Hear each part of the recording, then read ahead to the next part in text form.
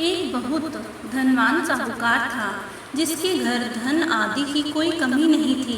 परंतु उसको एक दुख था, उसकी कोई पुत्र नहीं था। वह इसी चिंता में रात दिन दुखी रहता और पुत्र की कामना के लिए प्रत्येक सोमवार को शिव जी का व्रत और पूजन किया करता था। सायंकाल शिव मंदिर में जाकर शिव जी के आगे दीपक जलाया करता। उसके भक्ति भाव को देखकर एक समय श्री पार्वती जी ने शिव जी महाराज से कहा कि महाराज, यह साहूकार आपका अनन्य भक्त है और सदैव आपका व्रत और पूजन बड़ी श्रद्धा से करता है। इसकी मनोकामना पूर्ण करनी चाहिए। शिव जी ने कहा कि पार्वती जी, यह संसार कर्म क्षेत्र है। किसान खेत में जैसा बीज बोता है वैसा ही फल काटता है। उसी तरह इस संसार में लोग जैसा करते हैं वैसा फल भोगते हैं। पार्वती जी ने अत्यंत आग्रह से कहा कि महाराज, जब यह आपका ऐसा भक्त है और यदि इसको किसी प्रकार का कोई दुख है तो उसको दूर करना चाहिए, क्योंकि आप सदैव अपने भक्तों पर दयालु हैं, उनके दुखों को दूर करते हैं। यदि आप ऐसा ना करेंगे तो मनुष्य क्या आपकी सेवा और व्रत करेंगे? पार्वती जी का ऐसा आग्रह देखकर शिव जी महाराज कहने लगे, हे पार्वती, इसके कोई पुत्र नहीं है। इसी चिंता में यह अति दुखी रहता है। इसके भाग्य में पुत्र न होने पर भी मैं इसको पुत्र की प्राप्ति का वर देता हूँ, परंतु वह केवल 12 वर्ष तक जीवित रहेगा। इसके पश्चात वह मृत्यु को प्राप्त हो जाएगा। इससे अधिक मैं और कुछ इसके लिए नहीं कर सकता। यह सब बातें साहूकार सुन रहा था। इससे उसको न कुछ प्रसन्नता हुई न ही कुछ कष्ट हुआ। वह पहले जैसे ही शिव जी महाराज का व्रत और पूजन करता रहा। कुछ काल व्यतीत हो जाने पर साहूकार की स्त्री गर्भवती हुई और 10वें महीने में उसके गर्भ से अति सुंदर पुत्र की प्राप्ति हुई। साहूकार के घर में बहुत खुशी मनाई गई, परंतु साहूकार ने उसकी केवल 12 वर्ष की आयु जान कोई अधिक प्रसन्नता प्रकट नहीं की और न ही किसी को यह भेद बताया। जब वह 11 वर्ष का हो गया तो उस बालक की माता ने उसके पिता से उसका विवाह आदि करने के लिए कहा, परंतु वह साहूकार कहने लगा, मैं अभी इसका विवाह नहीं करूंगा और इसको काशी जी पढ़ने के लिए भेजूंगा। फिर साहूकार ने अपने साले अर्थात उस बालक के मामा को बुलाकर उसको बहुत सा धन देकर कहा, तुम इस बालक को काशी जी पढ़ने के लिए ले जाओ और रास्ते में जिस स्थान पर भी जाओ यज्ञ करते और ब्राह्मणों को भोजन कराते जाओ। वह दोनों मामा और भांजे सब जगह सब प्रकार यज्ञ करते और ब्राह्मणों को भोजन कराते जा रहे थे कि उनके रास्ते में एक शहर पड़ा। उस शहर के राजा की कन्या का विवाह था और दूसरे राजा का लड़का जो विवाह करने बारात लेकर आया था एक आंख से काना था। उसके पिता को इस बात की बड़ी चिंता थी, कहीं वर को देखकर कन्या के माता पिता विवाह में किसी प्रकार की अड़चन पैदा न कर दें। इस कारण जब उसने सेठ के अति सुंदर लड़के को देखा तो मन में विचार किया कि क्यों ना बारात चढ़ाने के लिए इस लड़के को ले लिया जाए।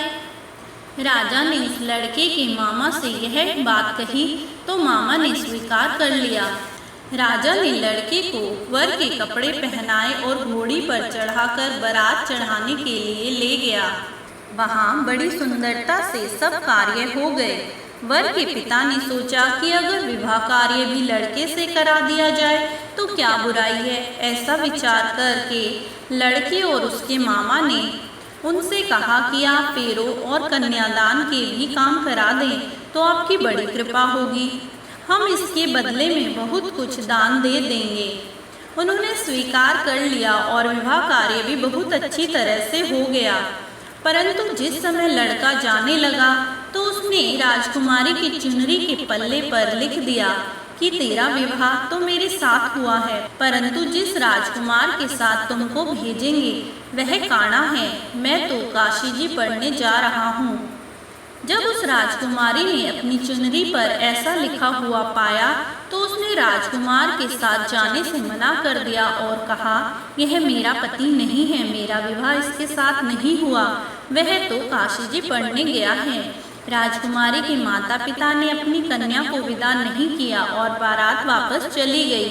उधर वह सेठ का लड़का और उसका मामा काशी जी पहुंच गए। वहां जाकर उन्होंने यज्ञ करना शुरू कर दिया। जब लड़की की आयु 12 साल की हो गई तब एक दिन उन्होंने यज्ञ रचा रखा था। लड़के ने अपने मामा जी से कहा, मामा जी आज मेरी तबीयत ठीक नहीं है। मामा ने कहा, अंदर जाकर सो जाओ। लड़का अंदर जाकर सो गया और थोड़ी देर में उसके प्राण निकल गए। जब उसके मामा ने आकर देखा कि वह तो मुर्दा पड़ा है तो उसको बड़ा दुख हुआ और उसने सोचा कि मैं अभी रोना पीटना मचा दूंगा तो यज्ञ का कार्य अधूरा रह जाएगा। अतः उसने जल्दी से यज्ञ का कार्य समाप्त कर ब्राह्मणों के जाने के बाद रोना पीटना आरंभ कर दिया। संयोगवश उसी समय शिवजी महाराज और पार्वती जी उधर से जा रहे थे। उन्होंने जोर जोर से रोने पीटने की आवाज़ सुनी तो पार्वती ने कहा, महाराज यह तो उसी साहूकार का लड़का है। शिवजी बोले, पार्वती जी इसकी आयु जितनी थी सो भोग चुका। पार्वती जी ने कहा कि महाराज कृपा करके इस बालक को और आयु दो, नहीं तो इसके माता पिता तड़प तड़प कर मर जाएंगे। पार्वती जी के इस प्रकार बार बार आग्रह करने पर शिवजी ने उसको जीवन दान दिया और शिवजी महाराज की कृपा से लड़का जीवित हो गया। शिव पार्वती जी कैलाश चले गए। इधर लड़का और मामा उसी प्रकार यज्ञ करते हुए अपने घर की ओर चल पड़े। रास्ते में उसी शहर में आए जहाँ विवाह हुआ था। वहाँ पर आकर उन्होंने यज्ञ आरंभ कर दिया तो लड़के के ससुर ने पहचान लिया और अपने महल में ले जाकर बड़ी खातिर की। साथ ही बहुत से दास दासियों के सहित आदर पूर्वक लड़की और जमाई को विदा किया। जब वह अपने शहर के निकट आए तो मामा ने कहा कि पहले मैं तुम्हारे घर जाकर सबको खबर कर आता हूँ। उस समय लड़के के माता पिता अपने घर की छत पर बैठे हुए थे और उन्होंने यह प्रण कर रखा था कि यदि हमारा पुत्र सकुशल घर पर आ गया तो राजी खुशी नीचे उतर आएंगे, नहीं तो छत से गिरकर अपने प्राण खो देंगे। इतने में उस लड़के के मामा ने शपथ पूर्वक कहा कि आपका पुत्र अपनी स्त्री के साथ बहुत सा धन साथ में लेकर आया है। तो सेठ ने आनंद के साथ उनका स्वागत किया। अब वे बड़ी प्रसन्नता के साथ रहने लगे। इस प्रकार जो कोई भी सोमवार के व्रत को धारण करता है अथवा इस कथा को पढ़ता और सुनता है उसके सभी दुख दूर होकर उसकी समस्त मनोकामनाएं पूर्ण होती है। ओम नमः शिवाय। ओम गौरी शंकराय नमो नमः।